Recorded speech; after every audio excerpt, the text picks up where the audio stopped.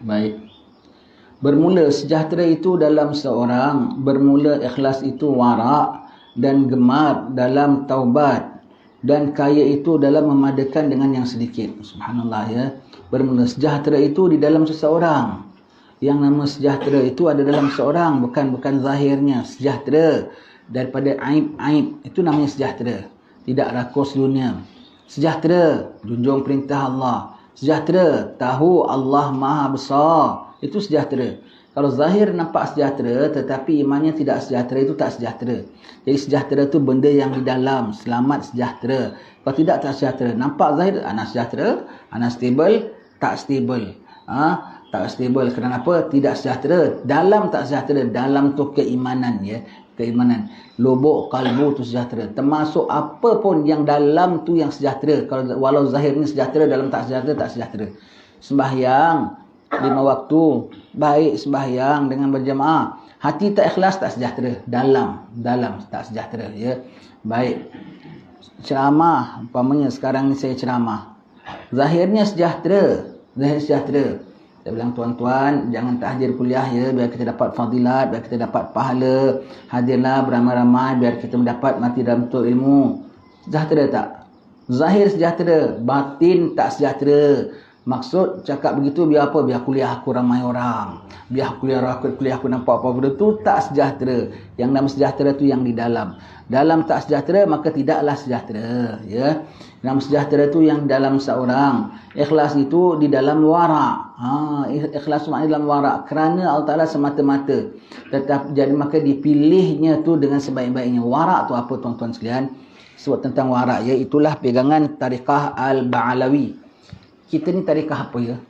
Tarikah Ba'alawi ni tak ada tarikah rasmi. Macam Naqsyabandi, Qadariyah, ada rasminya ya. Tarikah Ba'alawi tu tarikah umum, seumum-umumnya. Bahkan siapa dah pegang tarikah lain, nak masuk tarikah Ba'alawi, ahlan wa sahlan. Tak ada kena baiat, tak ada kena ikut amalan tertentu, pakaian. Itu tarikah tu jalan ya. Nama tarikah ialah jalan menuju Allah. Itu namanya tarikah. Jalan menuju Allah. Itu namanya tarikah. Suluk ialah setiap langkahnya itu. Jadi tarikah Al-Ba'alawin diasaskan oleh Sayyidina Al-Faqih Al-Muqaddam yang kita selalu baca dalam ratib. Wa ilaru Muhammad bin Ali Ba'alawi. Beliau yang asaskan tarikah Sayyidina Al-Faqih Al-Muqaddam Muhammad bin Ali Ba'alawi. Beliau mengasaskan tarikah Al-Ba'alawi ini lebih kurang 800 tahun yang lalu. Asasnya 5 aja, senang. Siapa yang walau jauh totok macam kita sekalipun mengamalkannya, kau daripada pengamal tarikah Ba'alawi. Kalau engkau bukan turunannya sekalipun, tapi kalau engkau Sayyid, turunan Al-Ba'alawi, Al-Attas, Al-Haddad, semua tu Ba'alawi, di bawah Ba'alawi. Al-Idrus, semua tu di bawah Al-Ba'alawi. Kau turunannya sekali, tapi kau tak mengamalnya, kau bukan daripada pengamal tarikah Al-Ba'alawi. 5 amalannya. Ini kita nak sebut tentang wara' ya. Kerana Imam Ghazali ada tukil dalam kitab Ihya Ulumuddin, semua manusia binasa, kecuali yang berilmu. Semua binasa, habis, rugi. Dia kata yaumil akhir, putus nyawa aja dah susah, masuk kubur susah, binasa, hidup dunia pun dah susah, walau nampaknya macam senang. Semua manusia binasa kecuali yang berilmu. Yang berilmu pun binasa kecuali yang mengamalkan ilmu. Yang mengamalkan ilmu pun binasa kecuali yang ikhlas. Yang ikhlas pun binasa kecuali yang takut. Yang takut pun binasa kecuali yang takut pun binasa. Yang ikhlas pun binasa kecuali yang takut. Dan yang takut ini dalam bahaya besar. Jadi untuk pelihara kita daripada 5 ini, tarikah Ba'alawi yang pertama mesti pengamalannya ialah tuntut ilmu, tak boleh tidak. Yang nama tuntut ilmu dari sebasic-basic, seasas-asasnya sampai semana tinggi yang kita boleh dapat belajar. Wuduk jangan tinggal, bab air mustakmal, air itu semua jangan tinggal pada asas-asasnya. Dia tak ada terus main terkam anak punya ilmu belajar yang tinggi-tinggi, kerohanian, kebatinan, tak ada ya. Mesti daripada asas syariatnya yang asas sampai bersama mana yang kita boleh tinggi. Tafsir ikut ilmu tasawuf sampai seberapa tinggi. Yang pertama ilmu, kemudian dengan ilmu tu semua tu amal. Tak boleh ada ilmu tak ada amal, tak boleh. Kemudian amal yang nak selamat dah amal, kena ikhlas dengan amal. Tak ada guna kalau ada ilmu tidak amal. Tak guna kalau ada amal tak ikhlas. Amal ikhlas. Dan apabila dah ikhlas, dah selamat ke? Belum lagi, kena dijaga dengan khauf. Khauf, takut pada Allah Ta'ala. Aku dah buat ini, dah buat ini. Khauf ini untuk pelihara supaya tidak ujub. Khauf ini untuk pelihara supaya kita tidak gelincir. Kita tidak gurur, tidak tertipu. Jadi kita sangka amalan kita sudah baik. Takut masih dah diterima ataupun masih reject. Aku ni apa dah taat ke atau masih dalam jahat. Ya Allah, takut. Khauf, kena ada khauf. Ya. Dan sudah khauf ni bahaya besar. Sebab apa? Bila-bila saja boleh dikelecik syaitan, boleh dihalusi syaitan. Na'udzubillah. Maka dijaga dengan wara'. Ya. Wara' tu apa tuan-tuan sekalian? Wara' ialah mengelak daripada melakukan segala kemungkinan dosa walaupun tak ada kemungkinan dosa. Wara'. Wara' bukan hanya kalau pergi pasar raya beli ayam, pilih, tengok cap label, itu wara' lah. Wara' dalam bab makan, ya. Wara' dalam bab makan. Wara' dalam serba-serbi. Elakkan daripada buat dosa walaupun tak ada kemungkinan buat dosa. Sentiasa rasa diri banyak dosa. Itu namanya wara'. Takut, ya, takut. Contoh, dah tua, dah tak kuat pun jalan.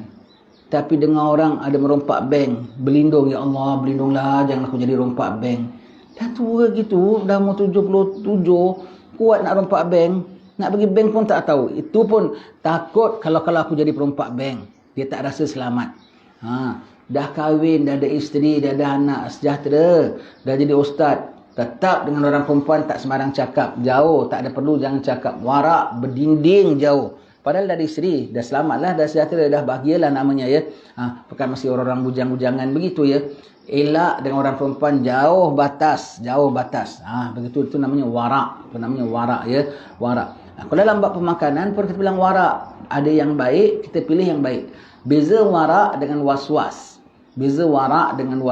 Was-was kita menjatuhkan taraf sesuatu itu. Wara' kita menaikkan pilihan kita. Nak beli ayam, ada cap halal. Okey, dan kita tahulah pembekalnya memang halal. Tapi kenapa tak beli bang? Mana tahu sekali dia salah sembelih ke, dia apa ke. Benda ni tak apa-apa, tapi kau menjatuhkan dia. Konon-konon dia ada najis, konon-konon dia tidak betul apa semua. Kau menjatuhkan dia, itu namanya was-was. Itu namanya was-was. Wara', tahu halal apa. Tapi kenapa tak beli bang? Haram? Tak. Kenapa tak beli? Saya suka yang lebih baik. Saya suka beli yang saya tahu siapa yang sembelih. Kalau pembekal di sini, di parit ini, saya tahu ada orang tukang sembelihnya, tuannya punya siapa. Dia kasih makan ayamnya apa. Dia punya sembelih macam mana. Dia punya proses macam mana. Saya suka begitu. Itu namanya wara'. Dia tak menjatuhkan benda ini, tapi dia menaikkan pilihan dia. Itu namanya wara'. Was-was, dia jatuhkan benda ini. Konon-konon pilihan dia baik. Itu sebetulnya was-was. Namanya was-was, ya. Jadi wara'. Wara' itu apa? Wara' itu dalam ikhlas, ya. Ikhlas itu dalam wara'. Jadi kalau tak wara' itu maknanya tak ikhlas. Tak ikhlas kerana Allah Ta'ala. Tak wara' ceroboh. Kau ceroboh, tak apalah. Bikin barang lah. Sembarangan. Tak apalah saya ikhlas beri sama awak. Ya tak ikhlas bikin sembarangan. Wara' cukup teliti. Ikhlas dalam wara'. Tak ada wara', tidak ada ikhlas. Kalau tak ada ikhlas maknanya sembarangan aja. Sembarangan dia kerana ini kau semua nak disembahkan kepada Allah Ta'ala tau. Nak dilapor pada Allah Ta'ala tau. Nak diterima, nak ditolak oleh Allah Ta'ala tau. Maka kena sebaik-baiknya dengan wara', barulah ada ikhlas. Kalau bikinnya sembrono, membujur lalu melintang pala, membujur lalu melintang patah, semua itu kemudian ikhlas kerana Allah Ta'ala. Itu macam kau ikhlas sembarangan. Wara' dan persembahkanlah dengan Allah Ta'ala dengan ikhlasnya. Jadi wara' itu di dalam ikhlas di dalam wara'.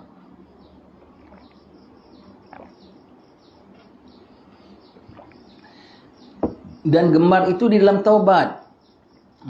Kalau bilang saya suka, saya minat nak dekat pada Allah Ta'ala, saya minat nak jadi hamba yang baik, saya minat, kena taubat selalu.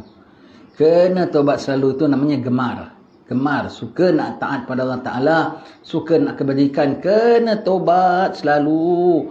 Minta ampun. Saya gemar belajar, kena taubat daripada belajar. Ya Allah, aku belajar dengan tak elok, ya Allah, aku belajar dengan lalai, ya Allah, aku belajar dengan hati yang kotor, ya Allah. Sedekah Saya gemar sedekah. Kena tobat. Ya Allah, sedekah aku ni mohonlah biarlah wangnya halal ya Allah. Biarlah niatnya ikhlas kerana-Mu ya Allah. Biarlah manfaatnya ya Allah. Jangan Kau tolak ya Allah. Aku mohon keampunan dalam salah silap aku waktu bersedekah. Suka hadir jemaah. Ya Allah, aku mohon terima ya Allah. Aku mohon ampun ya Allah segala kecuaian aku, kekurangan aku dalam datang berjemaah. Semuanya tu, iaitu apa? Kalau kau gemar benda ini. Kau bersihkan dia tak? Bersihkan daripada kotor tak? Bersihkan pada abuk tak? Bersihkan pada calar tak? Itu namanya gemar ialah dengan senantiasa membersihkan dan taubat. Kalau tidak, kau namanya tak gemar. Tak ada maintenance istilahnya. Ya. Jadi gemar kereta kan dipolishnya, dibersihkannya enjinnya, itu namanya gemar. Kalau dibiarkan saja itu namanya tak gemar. Jadi gemar ialah dalam taubat. Gemar dalam taubat. Ya. Dan kaya itu dalam memadakan dengan yang sedikit. Itu namanya kaya. Kalau tak cukup, ya namanya miskin. Sebab yang sebut tak cukup tu siapa? Kaya ke miskin? Saya serba kekurangan. Saya tak kecukupan. Itu kaya ke miskin? Miskin kan? Kalau sampai wangnya juta-juta tapi masih cogan katanya nak lebih. Yang nak lebih ialah yang kurang. Yang rasa tak cukup ialah yang tidak ada. Itu namanya miskin. Tetapi kalau yang kaya sudah cukup. Yang kaya sudah mewah. Yang kaya sudah tidak perlukan. Itu baru nama kaya. Walau sedikit sekalipun. Makanannya banyak 3 talam. Tapi rasa tak cukup. Itu namanya kebulu. Makannya hanya 1 pinggan tapi memadai. Itu namanya qanaah. Cukup begitu ya. Jadi yang nama kaya ialah yang cukup memadai. Walaupun sedikit. Baru itu kaya. Tak semestinya ada banyak. Banyak pun kalau tak rasa cukup tu namanya masih tetap miskin. Kenapa? Perakus. Bekus. Kerana masih serba kekurangan. Ya. Jadi sekarang dalam dunia banyak orang kaya, banyak orang miskin. Banyak orang miskin lah. Kalau yang nak makan banyak, nak makan sikit. Yang nak makan banyak tu lapar ke kenyang? Lapar kan? Yang kenyang makan sikit. Nak makan banyak. Tu namanya lapar. Namanya lapar. Perlu banyak. Tu namanya miskin. Miskin tau. Kaupnya nak segini.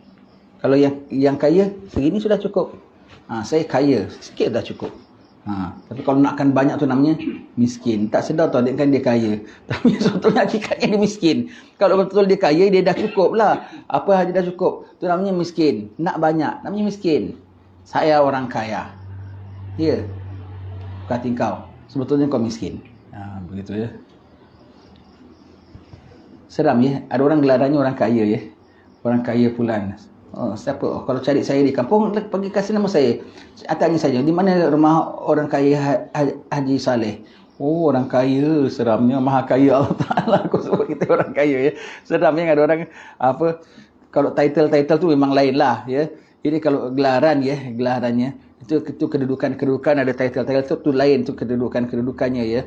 Ini pasal kita ada mewah, rumah kita besar. Kalau kau tanya Haji Saleh tu banyak orang kaya Haji Saleh. Oh. Kerana orang panggil orang kaya. Seram ya manusia kok kaya, jalannya dingkot. Kalau kaya dia tak dingkot. Lutut pun kau tak boleh repair, namanya dia tak kaya. Tak kaya ya. Orang miskin. Kita semua miskin hamba Allah Taala. Hai anak Adam, betapa engkau tamak akan ibadat serta penuh perutmu dengan makanan. Betapa tamak pada mengasihi akan Allah Ta'ala serta engkau kasih akan harta. Betapa engkau tamak pada terang hatimu serta banyak engkau tidur. Dan betapa engkau tamak akan takut akan Allah Ta'ala serta engkau takut akan papamu. Dan betapa engkau tamak akan warak serta loba akan dunia. Dan betapa engkau tamak akan keridaan Allah Ta'ala dengan tiada engkau kasih akan segala orang yang miskin. Dan lagi betapa engkau tamak akan keridaan Allah Ta'ala serta kikirmu. Dan betapa engkau tamak akan ilmu serta engkau kasih dunia. Dan kasih akan dipuji. Dan betapa engkau tamak akan bahagia serta sedikit ilmumu. Dan betapa engkau tamak akan negeri yang baka serta engkau tamak kepada negeri yang fana. Dan betapa engkau tamak akan kebajikan padahal engkau berbuat jahat. Dan betapa engkau tamak akan sejahtera daripada siksa padahal engkau dimurkai oleh Allah. Dan betapa engkau tamak akan sembuh padahal engkau yang sakit. Allah. Ya. Begitu ya. Macam mana itu semua berlawanan. Macam mana ini betapa tu macam mana kau nak begini. Kalau orang kita sekarang cakap macam manalah. Macam mana kau nak begini sedangkan kau begini. Macam mana kau bilang kau nak sihat tapi hari-hari minum air batu. Dadanya sakit. Tak baik-baik. Macam mana kau nak sihat, kau tak nak pantang. Begitulah ya istilahnya tu. Semua tu Allah Ta'ala sebutkan dan tak pantangnya. Macam mana nak sihat, malam tak tidur, asyik tengok internet umpamanya. Macam mana kau nak jimat, bil elektrik tak nak tinggi, lampu buka sebesar-besarnya, radio buka senang kuat-kuatnya. Macam mana? Macam mana kau nak kenyang kalau kau tak makan? Macam mana nak kurus kalau makannya banyak umpamanya ya. Macam mana nak ilmu kalau datang kuliah asyik tidur? Macam mana nak ilmu kalau datang kuliah tapi tak datang selalu datangnya sekali-sekali saja. Itulah contoh ya, contoh begitu ya. Baik.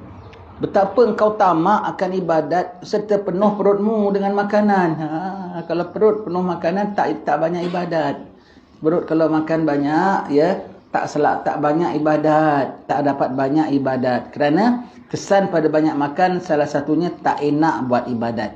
Kesannya lagi malas buat ibadat.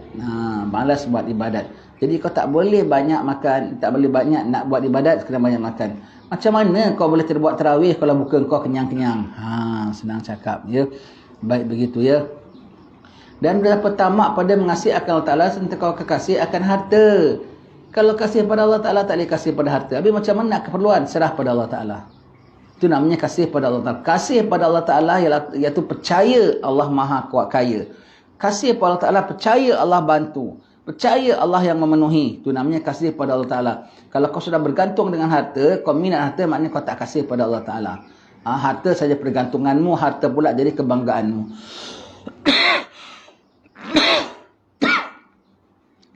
Betapa engkau tamak akan terang hatimu serta banyak engkau tidur. Betul orang saleh, hatinya jernih, hatinya nampak, hatinya sedar, hatinya kesan. Boleh mengesan. Hatinya penuh alert pasal kurang tidur. Kau banyak tidur, macam mana kau nak terang hati ya? Macam mana nak terang hati? Betapa engkau tamak akan takut Allah Ta'ala serta takut engkau akan apa-apa. Kalau kau bilang saya takut pada Allah Ta'ala, jangan takut apa-apa. Takut pada Allah Ta'ala, jangan takut apa-apa. Takut pada Allah Ta'ala, takut murka Allah. Nabi bilang sedekah yang rahsia boleh padamkan kemurkaan Allah Ta'ala. Nabi mengatakan bentingi dirimu daripada api neraka walau dengan separuh daripada sebutir tamar. Begitu ya. Itu. Jadi kalau kau bilang kau takut pada Allah Ta'ala, takut seksa Allah Ta'ala, tapi kau tak nak sedekah. Sedekah sampai macam mana? Sampai apa? Allah. Siapa yang begitu? Nabi. Nabi bukan miskin ya. Nabi miskin kerana kerana Nabi pilih untuk tidak hendak harta. Lepas wafat Nabi SAW, Siti Fatimah tak tahu dia kan bapak dia boleh diwarisi dan dia kan bapak dia banyak harta tau. Siti Fatimah. Sebab Nabi bikin derma-derma tak pernah bilang sama anaknya pun. Kalau kita kan sikit-sikit cerita sama family kita kan, abah rasa abah nak wakafkanlah sebidang tanah di belakang. Abah rasa abah nak dermalah surau kita ni dalam 20,000. Abah pun dah tua. Ya, kalau kita kan semua rolling dengan anak, Nabi tak pernah cerita pun. Nabi bikin semua kerana Allah Ta'ala. Sebab tu Imam Ghazali bilang, kalau nak derma nak apa, jangan kasih tahu anak. Takut nanti mereka tamak. Bapak banyak bantu sana, bantu sini, kasihlah ulu sikit anak sikit, bah. Jangan. Nabi tak cerita pun. Lepas wafat Nabi, Siti Fatimah jumpa Sayyidina Abu Bakar. Ya Abu Bakar, Siti Fatimah dengan Sayyidina Ali menghadap Sayyidina Abu Bakar sebagai khalifah. Mereka hormat, mereka baiat, mereka mulia, bukan tak musuh. Tak musuh, bahkan muliakan. Tanya saja sama khalifah. Ya. Wahai Sayyidina Abu Bakar, kalau engkau meninggal, siapa mewarisimu? Ya anak-anak aku. Kenapa bapa aku meninggal, aku tak dapat apa-apa? Dua sebab. Maka Sayyidina Abu Bakar panggil Sayyidina Umar jadi saksi. Kami mendengar ayahmu mengatakan, kami para Nabi tak diwarisi hartanya. Nabi-Nabi kalau ada harta tak diwarisi. Semuanya untuk umat. Semua untuk umat. Ya. Sebab itu orang kaya ya. dia ada apa semua. Ini dia bilang anaknya, kalau mati kau jangan ambil, ini semua aku dah sediakan untuk umat, kau tumpang je apa-apa semua ya. Semua. Jadi satu, pada Nabi tak diwarisi. Nombor dua, tak ada apa pun bapak engkau Fatimah. Tak ada apa. Fatimah setahunya kan bapaknya ada, sebab ada apa peruntukan daripada khumus. 1/5 daripada 1/5 itu khas untuk Nabi. Nabi nak bikin apa boleh. Nabi nak bikin apa semua khas untuk Nabi. Mana ada? Tak ada. Nabi letakkan gandum untuk isterinya salah seorang untuk setahun. Sekejap dah habis. Bagi. Letaknya setahun. Habisnya tak dalam berapa hari saja ya. Nabi kita SAW ditaksirkan Sayyidina Abu Bakar, harta ayahmu wahai Fatimah, kambing sekian ribu ekor, emas sekian kati, kebon sekian ekar, begini. Mana semua sabilillah. Nabi kita takut pada Allah, jangan takut apa-apa. Lepas tu ada satu orang bilang, kita berimanlah kepada Muhammad. Dia orang yang kalau dah beri macam tak takut apa-apa. Kalau dah beri bagi habis, licin sekali. Nabi kita sallallahu alaihi wasallam beri tak takut apa-apa. Itu kenapa? Pasal aku takut sama Allah. Sebab itu beri, wangnya keluarkan zakat. Beri, wangnya keluarkan sedekah. Beri, wangnya belikan kambing korban. Pasal apa? Takut kena bakar, takut kena siksa. Maka ada sikit kelebihan ditebus dengan hartanya. Ya, selagi masih boleh dibenarkan tebus. Ya. Kata takut pada Allah, tapi kok pelokik. Pelokik ya. Pelokit sekali. Susah mau cakap. Dan betapa engkau tamak akan warak serta luba akan dunia. Warak, anak tak berani. Anak kalau makan anak kena jaga. Kita kena mengamalkan warak. Dia cuma tak nak bilang, anak ni orang warak.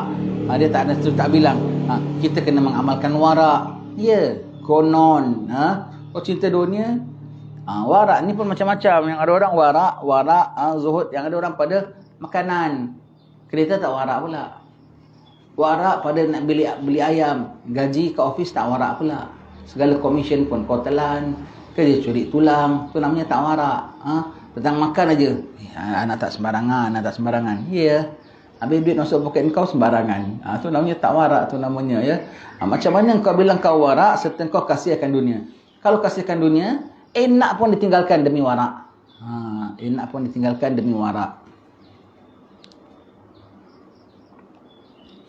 Dan betapa engkau tamak akan keridaan Allah Ta'ala dengan tiada engkau kasih akan segala orang yang miskin. Nak cari redha Allah Ta'ala dengan orang miskin. Baik itu orang kalau tahu apa yang ada pada orang miskin, orang akan rebut-rebut nak bantu dia, nak derma dia. Kenapa? Boleh capai redha Allah dengan mesra dengan orang miskin. Kasih pada orang miskin ya, bukan hanya derma saja ya. Kasih orang miskin bukan hanya derma saja ya. Iktiraf dia, muliakan dia macam orang kaya. Itu namanya kasih. Kalau dengan dia salamnya sama. Kalau apa-apa perlu singgah rumah dia, singgah. Kalau dia datang rumah kita, datang. Kalau kita dalam majlis-majlis kita undang sama rata. Kita muliakan sama. Kalau orang kaya kita panggil tuan, orang miskin pun kita panggil tuan. Orang miskin aja, orang kaya aja. Bagaimana tuan? Orang miskin aja, dol.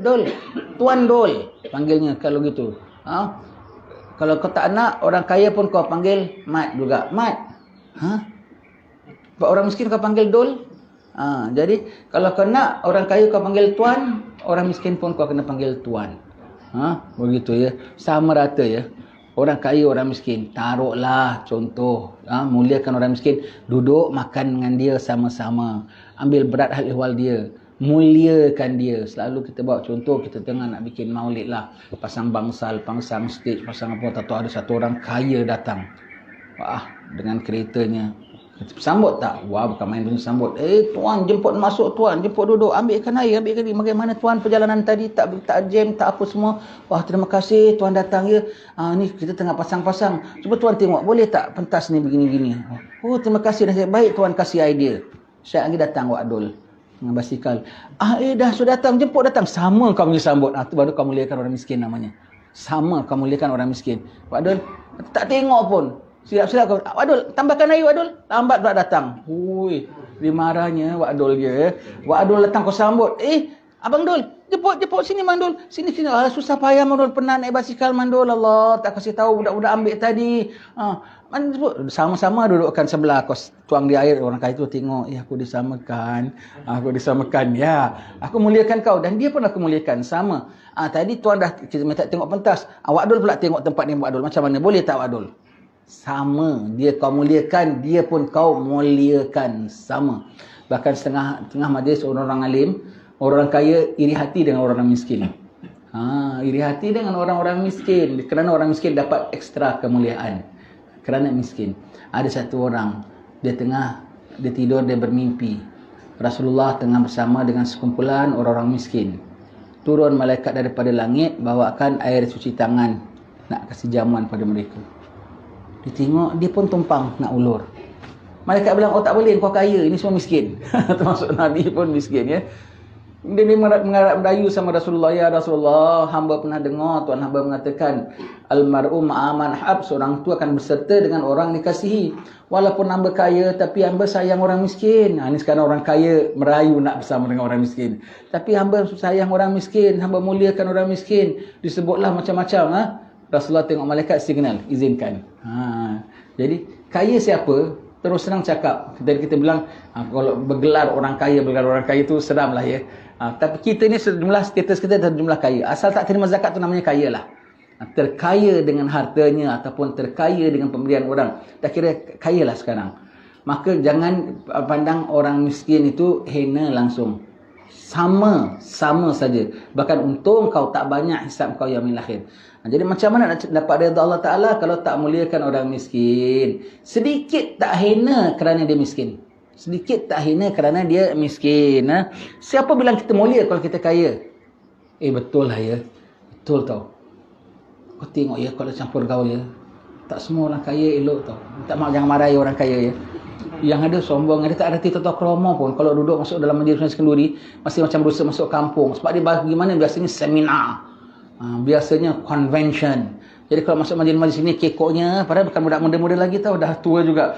Masuk dalam majlis-majlis kenduri Kedah ada punya kekoknya. Aku tengok, Allah, macam mana nak bilang mulia? Duduk dalam majlis pun tak pandai. Macam mana gitu, ya. Dan sepatutnya orang kaya alim tau, sepatutnya. Sebab dia banyak duit. Kita nak pergi kuliah selalu nak pergi noreh, ya. Nak pergi kuliah sana sini, duit minyak pun nak kena kira juga, ya. Nak panggil ustaz datang rumah lagi, nak berbayar apa semua, manalah datanglah kuliah-kuliah am. Dia orang kaya boleh naik kereta ke sana kemari tau. Dan dia orang kaya dia ada driver tau. Boleh beri satu kuliah. Dan dia boleh panggil ustaz mengajar kat rumah dia lagi, dia boleh bayar lagi, semua ustaz dia boleh bayar tau. Tapi tidak juga. Tidak juga, ya. Jadi macam mana nak mulia kalau kau masih nak kaya, ya. Jadi macam mana kau nak redha Allah sedangkan kau masih tak kasih segala orang miskin, ya. Tak mulia tau, tak mulia. Orang kaya tak mulia sebetulnya. Tak mulia. Tak semestinya kaya mulia. Walaupun kita tak maka bukan kita bilang dia hina, tetapi tidak otomatik kalau dia kaya dia mulia. Tidak otomatik. Tapi kalau miskin, ya, biasanya tersalur kepada mulia. Tawaduknya, tertibnya, menghormati orangnya, itu tersalur. Kehidupan kemiskinannya itu serta-merta membentuk dia menjadi orang yang baik budi bicara, baik pergaulan, sopan santun. Biasanya, ya. Kalau kaya, datang bersamanya megah dan angkuh. Kaya, datang bersamanya tak pernah duduk dengan orang-orang bawah-bawah gini, dia rasa tinggi saja. Sekali-sekali duduk dalam majlis-majlis kekok sekali. Allah, kekok tau, betul, ya. Tengok majlis begitu, kalau kenduri kendara pergi rumah dia. Kalau kita kan duduk dalam kampung, duduk sama-sama kan, ya. Orang kaya, minta maaf, ya.